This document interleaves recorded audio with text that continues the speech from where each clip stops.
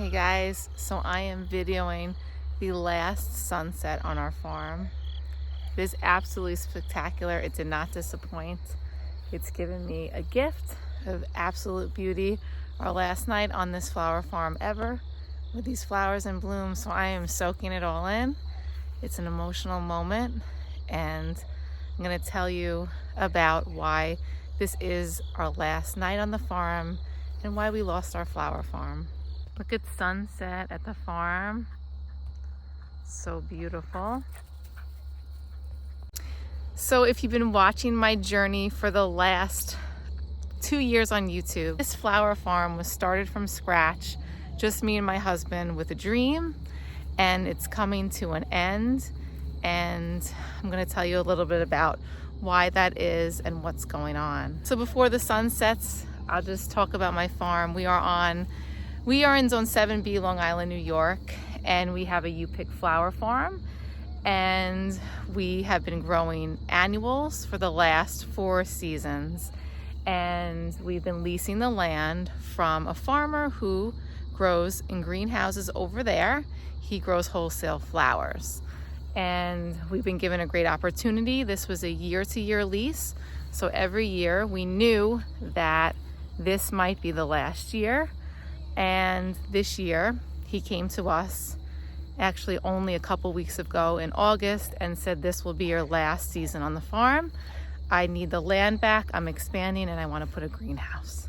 So just take that in for a second.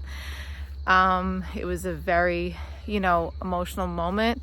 It kind of came out of nowhere. We had just built our cottage garden last year. This was only our second year with the cottage garden, so we've only been able to enjoy it 2 seasons.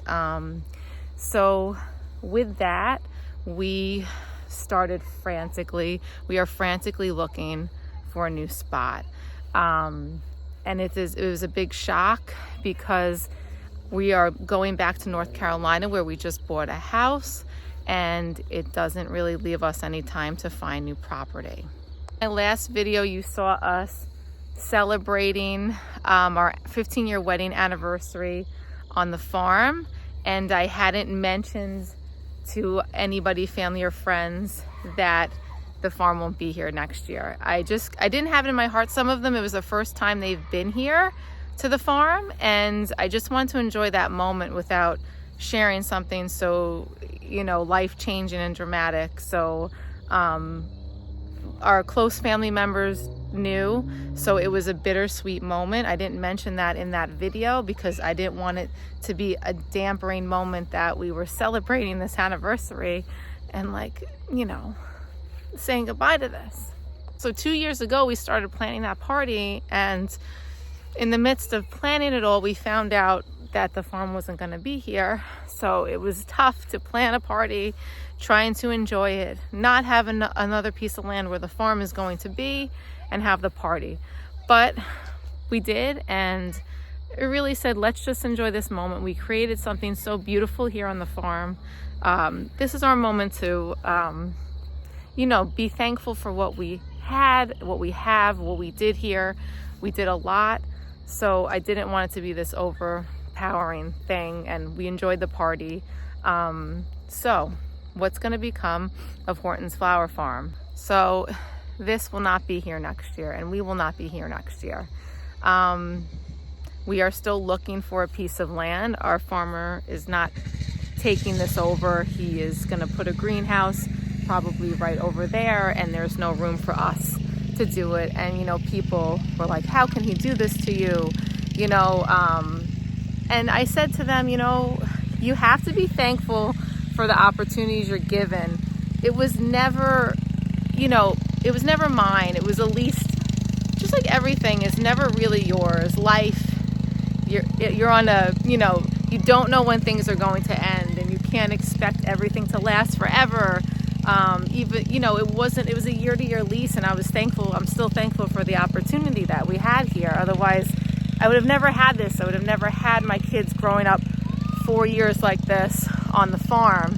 So with that being said, I just want everybody to understand I am not angry at the farmer. I am still very thankful for the opportunity, because it's been a very special 4 years. It's emotional, obviously, but I'm just struggling to find land. I've been reaching out. We went up and down every street on the North Fork, just knocking on doors, whoever we could find, the people that own all the land. Everyone doesn't have land. It's been so difficult for us. We contacted a land trust in the area, and they are even having trouble finding us a spot to put our U-Pick flower farm, because a lot of the farmers don't want cars on their property.